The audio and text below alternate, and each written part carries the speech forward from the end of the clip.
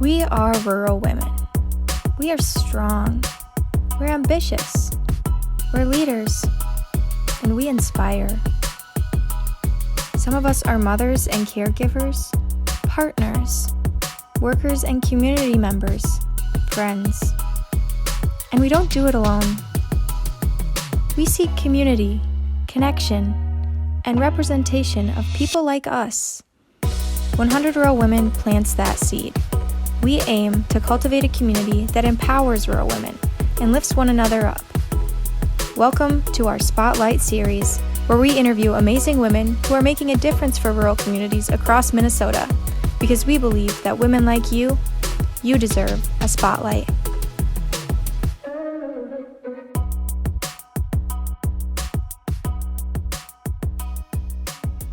Welcome. Thank you for being here with us today. I'm so excited to spotlight one of our board members, and you may recognize her if you went to her Ask Leading Women session or you watched it in the archives, but I'm so excited to introduce one of the women that is making some decisions for this incredible organization. And so we're just going to start. If you want to just tell us a little bit about yourself, your occupation, your background with rural, and anything else that you feel fit for a little intro. Oh, well, thank you. And I really do appreciate you doing this. My name is Hara. I'm really privileged to serve as president at Central Lakes College in Brainerd and Staples. We are a comprehensive community college, so both a technical and a community college together. And I've been in Minnesota now. This is my 7th year in this position. And as most people, I think, tell you, they never thought they'd be doing this job. That's me, right? I never thought I'd be doing such a thing. So that's who I am. My connection to 100 Rural Women is that I was invited to a mentoring event some time ago, years ago, and just loved what this organization stood for. Just love the concept of empowering women and helping women to find their leadership voice and what that can do to our communities. So when I was asked to be on the board, I just jumped at it. It's just, we're on a lot of boards, obviously, in our lives, and they're all really important work. But this one is kind of like, it's hard work. It really is. It's incredibly important. And you asked about my relationship with rural. Well, you know, my husband and I and our children, we have 2 adult daughters who are incredible, have lived, well, my husband and I, in 6 states and 7 communities, all of which have been very rural, small towns. And that to me is who we are as a country. It's what created me as a person, the people, the values, the connection to natural resources, people who just really know who they are and what they stand for. So I think it's incredibly important that we help to ensure that rural communities maintain their vitality and their strength, so that many, many centuries from now, that we can still have experiences like I did growing up and in my adulthood. So deeply connected to rural. Well, we're really glad that this organization speaks to you and drew you in, because we really do think that it's an asset to have you here. I do want to go back to that piece that you said that you've lived in. Did you say 6 different rural communities, or was it 7? Well, it's 6 states, Okay. 7 communities. Yes. That, I think that's a really unique experience, and I am really, really curious about how that was for you, because some people live in a rural community that they were born and raised in, and they grew up there, and that's just where they are. But moving to a new one, I'm really curious about your experience with that, because I find that I think a big part of what this organization does is try to create community, Right. because it can be difficult to become intertwined in something that has already been established. And Right. do you think you could speak a little bit about Oh, your sure. experience on that? Well, I should make it clear that our moves from New York to Ohio to Indiana to West Virginia to Minnesota have really been about either education changes or career shifts, right? Jobs. So that drew us all over the place. And I'm very fortunate to have a family that supports what I do. So that's why we moved a great deal. And I don't think we ever envisioned living anywhere other than a rural community that has these roots that we so deeply wanted to be part of. And you're right. I think some people think about that it may be hard to break in to a rural community, particularly in some communities where there aren't a lot of people who move there. I think that that can be a little more challenging. But what we've found is that as long as you're moving into that community for the right reasons, meaning you want to truly be part of that community, you want to help strengthen that community, and you want to get to know the people who are there. Everywhere we've gone, people have been welcoming and opened their arms and helped us to acclimate. So, and it's so funny, Alexa, that every one of those communities has like taught us something. I can't explain that. So I'm turning 53 next week, and I can't believe I'm saying that out loud. It sounds like I'm ancient. I don't know, you're very young, but there was a time that I thought 30 was old. And then I thought like, now I think like 98 is older. Like, Right. but when I think of being 53 and moving around, I'm like, oh, but people have been so open to helping us acclimate. And every one of those communities helped teach us something about, in Minnesota, it's about kind of the natural world and being part of just enjoying your natural resources. That to me is what Virginia taught me, and those communities about patience and how to find yourself. And it's all the people that do that. So I'm not going to tell you it's easy to break into new communities. I think you have to put yourself out there. It's easier when you have children sometimes, right? Because then you're meeting people who have kids in school. But either way, I mean, you have to put yourself out there and tell people, I really want to get to know you. And we've never found a place where people said, yeah, I'm not interested in getting to know you.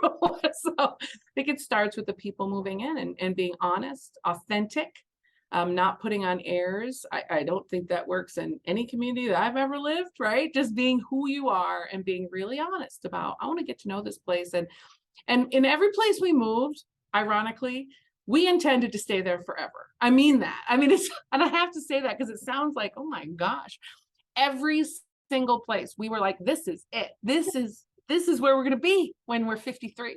You know? And that didn't really happen, but it wasn't because of the community. It was the job or, something happened that required us to make a change. But really special places that are all hold a really special place in our hearts. Mm. Well, thank you. I really appreciate you sharing that too, because I feel like moving into a rural community could be intimidating. And I think that'll be really encouraging for people that may be making that transition due to a job or family or something like that, that haven't lived in rural before or that have and are just scared to uproot. Yeah.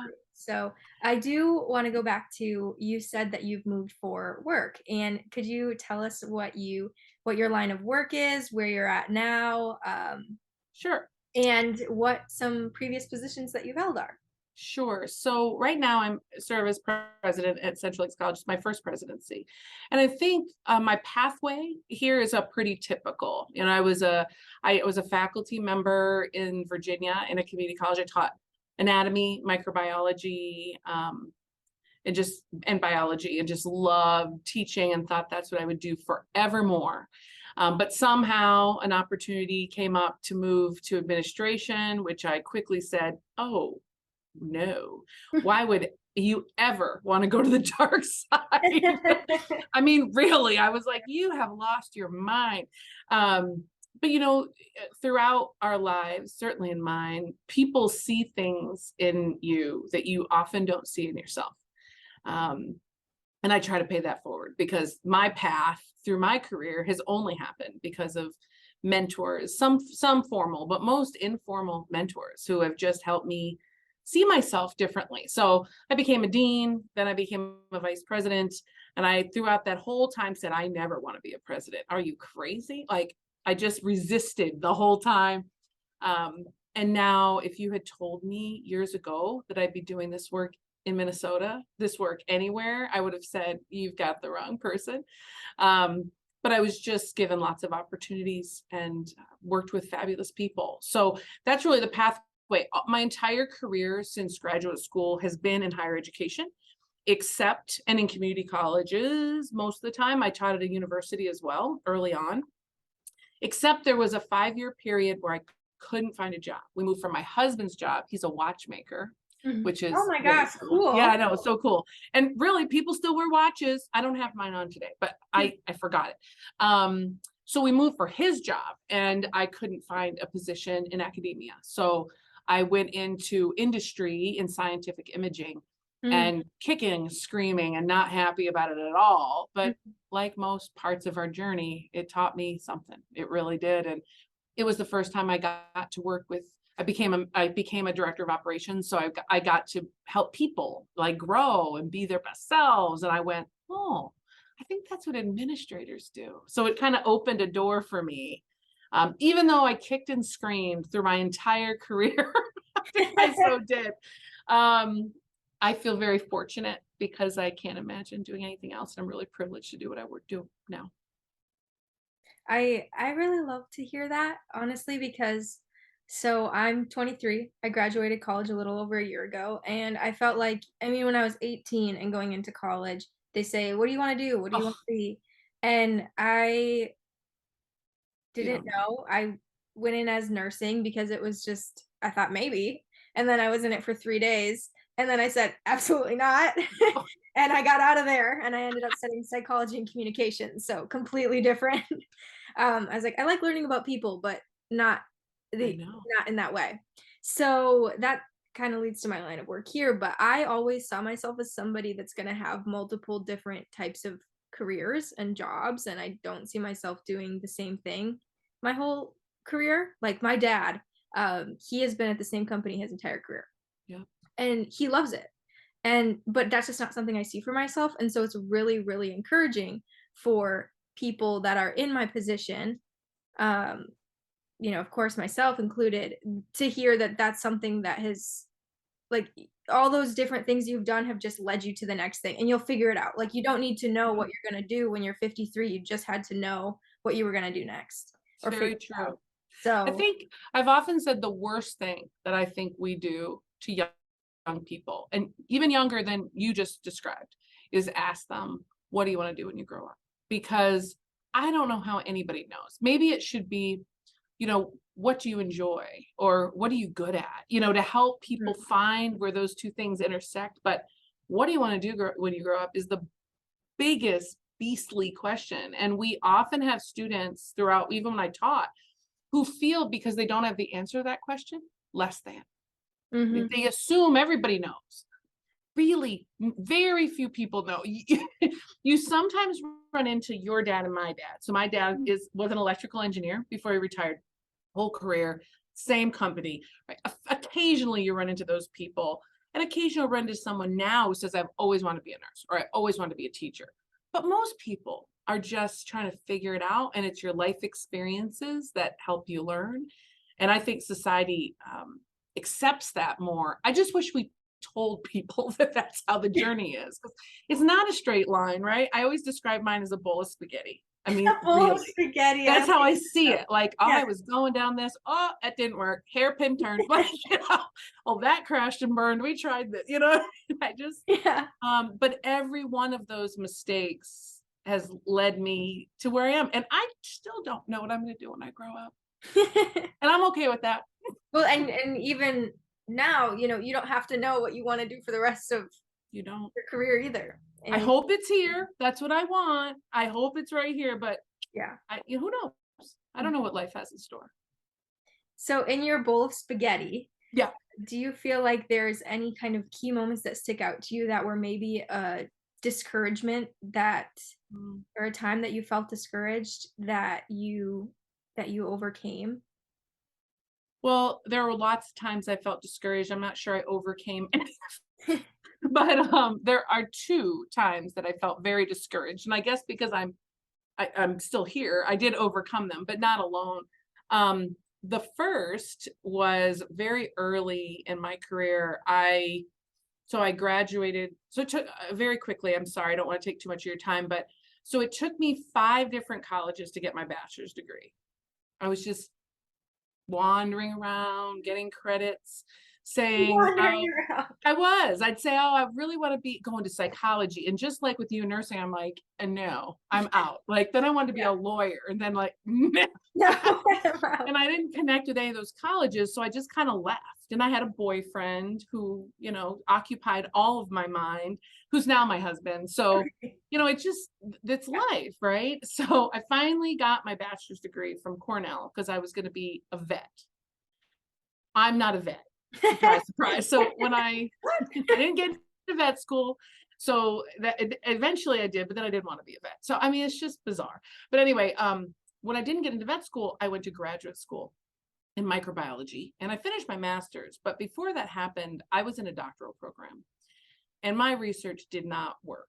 And I mean, did not work for 5 years. Mm. And I ended up not completing the doctorate, and all my courses, took my comps, everything, but I walked away. I said, this research is not going to work. It was so discouraging. I don't want to do this anymore. And I ended up writing my master's, and that university hired me to teach, which was the beginning of my teaching career. So it ended up being the best thing ever. But Mhm. that unfinished doctorate, really felt like a failure to me. There are a lot of people who are pursuing doctorates that are ABD, all but dissertation, Yeah. and it's just not a place you want to be, So Right. it felt really discouraging to me, and just this undone piece. So eventually, when I went many years later, decided to go finish my doctorate, do a new doctorate. I'd start again in higher education, in community college leadership. That for me is how I kind of proved to myself that I could do it, because I, like many people, I think many women, spent a lot of time blaming myself, right? Like that was this deep failure. And we know that it's not true, but I'm really good at beating myself up. I'm the queen of beating myself up and negative self-talk. So that was one time I was really discouraged, and it took me, I think I was 95 when I started teaching for that university, and I didn't finish my doctorate until 2010. So it was a long time of feeling like I hadn't achieved what I set out to achieve. So, Mm. and it was the encouragement of others that helped me to finally say, I can do this. I can start again. And I did. So it turned out to be the right thing to do. The other time that I felt super discouraged is it took me a long time to decide that I did want to be a community college president. Mm. It was a huge leap for my brain. Like, who would want that terrible job? Now I know it's the best job in the world. But then it seemed like this weird thing for other people. And I lived in a place that there weren't a lot of women in that role. Mm. And I became a finalist somewhere close to where I lived, and I didn't get the job. And like every other disappointment, today I'm so glad I didn't get that job, because I wouldn't be here, right? I wouldn't be. It was years ago, but I wouldn't be here. Mhm. It would have changed the pathway of my life, the course of my life. But then it felt incredibly personal, even though it's not.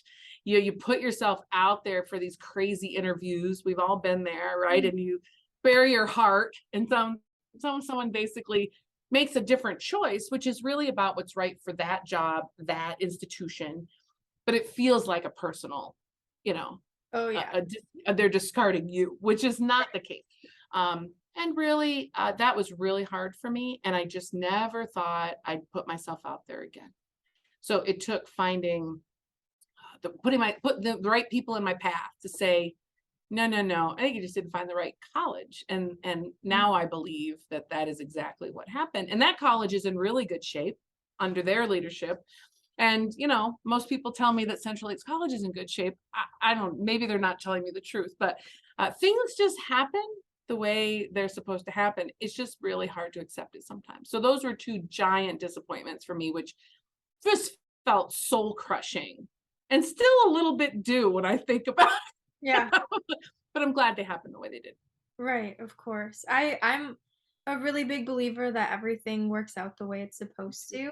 Um, just because that's kind of how it's worked It is. so far. And I know I feel like I'm old because I'm the oldest I've ever been, of course. But I know I'm only 23, so in the grand scheme of things, it's nice to know that that does that does actually play out and ring true, It does, um, it for does. years to come. Isn't So it funny though? You make a good point though. We all feel old because we're all the oldest we've ever been. Isn't that right. funny? I've never thought about it like that. And I wouldn't, yes, you are young when it comes to the lifespan, but you've experienced a lot. So I wouldn't take that away from you. I'm sure, we've all had disappointments and successes and triumphs and crushing losses in our lives. So whether you're 23 or 53 or 103, those things, they shape us, Mm. you know? Well, I was gonna ask Yeah. if you could give a piece of advice to your former self, what would it be? But I feel like you just kind of answered that. It's unless you've got something else you want to add. Yeah, well, when I saw this question, um, I'm not particularly concise, so I don't know if I had to be concise and give one piece of advice to my former self, I would tell myself that to believe in my abilities. Mm, That's what I would tell myself, because I struggle and I tell people that my Achilles heel is lack of confidence, and I still struggle with that. My whole life I've struggled with that. So whenever an opportunity presented itself, I would always say, well, I can't do that, in my head. Oh, I can't do that. Right. Even though I had all these people saying, yes, you can. The strongest voice was my own. And I wish now that I could have believed in myself more and not had to depend on the people around me so much. But it's just the way it is. And I know I'm not alone in that. So again, I try to pay that forward and help people believe in themselves, because people are powerful. They really are. It's amazing. I meet students every day and I think, wow. I mean, just these powerful students who use their voices and their passion, and they're going to change the world. They just don't know it yet, you know? mm.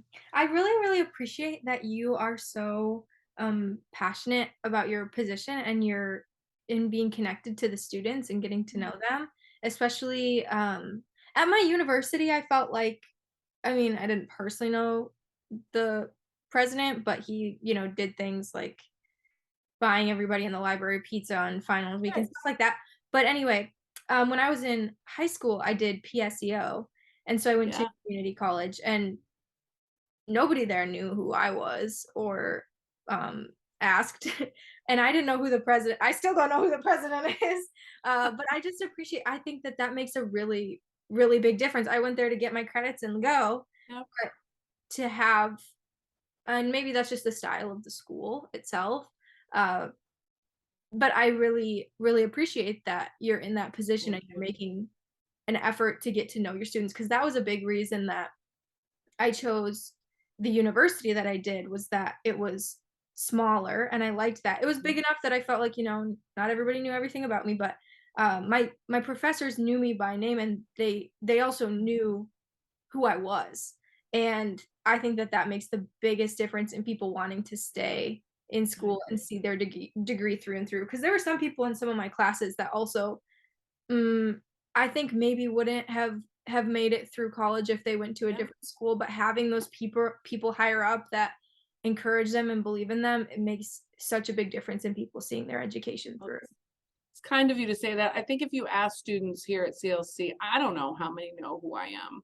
Mhm. But I know that to the best of my ability, I get to know students, and it's partially selfish, Alexa. I mean, I don't love policy. I don't love some of the things that I have to do. No, nobody loves all of their job. But the reason that I love the work is because it's for students. I mean, that's why everyone at Central Lakes College loves what they do. 300 people believe in our students. So to feed that, we have to get to know them and talk to them. And also, I know what it's like to be at a place where nobody knew I was even there, and nobody knew when I left 4 times. I mean, that's Mm. not a good feeling. You just feel, it just not important. I want our students to know that we really care about them. And I'm not saying that everyone knows that, but that's our goal, is that everybody is a person, everybody feels connected, that when people have bumps where we say, that's okay. You don't have to be perfect. You don't have to get A's. There's no such thing as needing a 4.0. I mean, let's be real people and figure out what your goals are, and let's walk with you to help you achieve those goals. That's what we do here. So it's really hard not to be super excited about that. It Yeah. really is. So what are some of those steps you take or things that you do to create that change and lead it in your community? This was the question that I think I struggled with the most. So as a community and technical college, we are the community's college. So it's our responsibility to help strengthen our community. Everything we do is about our community. I mean, so there's no such thing as we create a program that we just want, just because we want it. It has to be good for the community. So everything we do is about the community. So I think there's a deep and very natural connection to our community. And when we think of the change that's necessary, it can be everything from economic change, workforce change, change around diversity, equity, and inclusion, and many other things. But I think our goal is that we are the ones who are not afraid to have really courageous conversations, talk about the hard stuff, and to be at the center of every one of those conversations. So if there's a conversation about workforce challenges and we are not in the middle of that, we fail. If there is a conversation about diversity, equity, and inclusion and how our community is changing and how we need to be more inclusive, then we fail. So our goal is to be truly integrated into the community. And that may not sound like a strategy, but it is. And I think the other piece of that strategy is I try to come to it with real authenticity, meaning we don't have all the answers. I mean, nothing in this community and every community in which I have lived would shut people down than somebody coming in and saying, I know what you need to do. I mean, nobody wants that. Right. It's more, here's a problem. Let's be really honest about what we've tried. What is not working? What can we do together? Is our pride getting in the way? What's scary? We just have to be really authentic. And I think that's really tough for some leaders to be honest about what you don't know. But the truth is, we don't know much. We don't, not in this world. The world is changing. So I think we try to be change agents with that authenticity and engagement. And that puts us at the center of the conversations and helps us to develop partnerships that probably the door would not open to those partnerships without that authenticity and honesty about the problem. So that's what we try to do. I'm also a very impatient woman. So I really want all this stuff to be fixed right now. But I have great colleagues. I get that for sure. I'm the same way. I have such good colleagues who say to me, Hara, you've got to be patient. And I'm like, okay. I see the solution. Let's do it. Let's just do it. Like, what's wrong? But we get to a better place when we move together as people are ready. It just requires me to be patient, which, as you can tell, I struggle with. So it's a tough thing.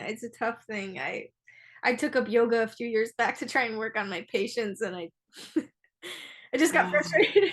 I know. Have you ever done a restorative yoga class? I have not. Where you just kind of lounge on bolsters and just rest. It drove me insane. People like this? It would be so good for me, but I did not succeed at that class. But anyway, sorry, I digress. Well, I won't keep you too much longer. I've got one more question for you, and that is, who or what has been a big inspiration to you? Oh, that one's easy.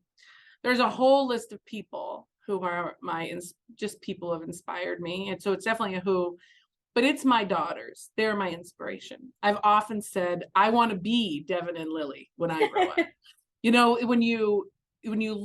When I look at my children, they represent the very best of me and my husband and our communities. And they're just incredible young women. Lily is going to be 23. Devin will be 26. They have faced very difficult things in their lives. And they also know that we come from privilege. We do, compared to most people in the world. Despite that, it's really hard. But the way they have overcome those obstacles and tried to do the best for their communities, for the world, for people around them, they're my inspiration. Yeah. So I want them one day to look and be proud of their mom. So I fail all the time, but Devin and Lily, they're my inspiration.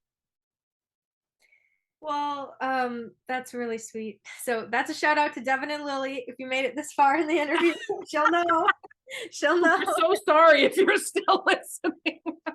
No, no. It has been such a pleasure talking with you Oh, today. And you too. thank you for taking the time. I'm really excited for our community to get to know you better and that I get to be the person that speaks to you. Oh, no, thank you so much. And thanks for doing the work. And I have no doubt that you'll do wonderful things. And one of the best things about kind of the networks that we're working to create at 100 Rural Women is that you never know when those networks are important to you, when they could help you. And I tell everyone I know, and I will tell you, keep my cell phone number handy. If you ever need anything or you're curious about anything, or you never know. And many people say to me, well, I don't want to reach out to so-and-so. I don't want to bother them. That is not a thing. When people reach out to, I can only speak for me and women I know, and say, hey, I did remember like 3 years ago, or I often get the, I don't know if you remember me. Of course I remember you, but I mean, I'm a 53, not 123, but okay. So they'll say, I don't know if you remember me, but 3 years ago we did blank. I'll say, of course I remember you. It is a huge compliment when people reach out to you. Mhm. So I always tell people, keep those numbers, make a few notes, never hesitate to reach out. And I hope that you'll take me up on that too. We help each other by helping each other. Like when we all do better, we all do better, right? Right. So you're not alone in your journey, and there's a lot of commonalities in Yeah. journeys. So Yeah. never hesitate. It was such a pleasure to meet you. Wonderful. Thank you so much. Thank you. Have a great day. You too. Bye. Bye-bye.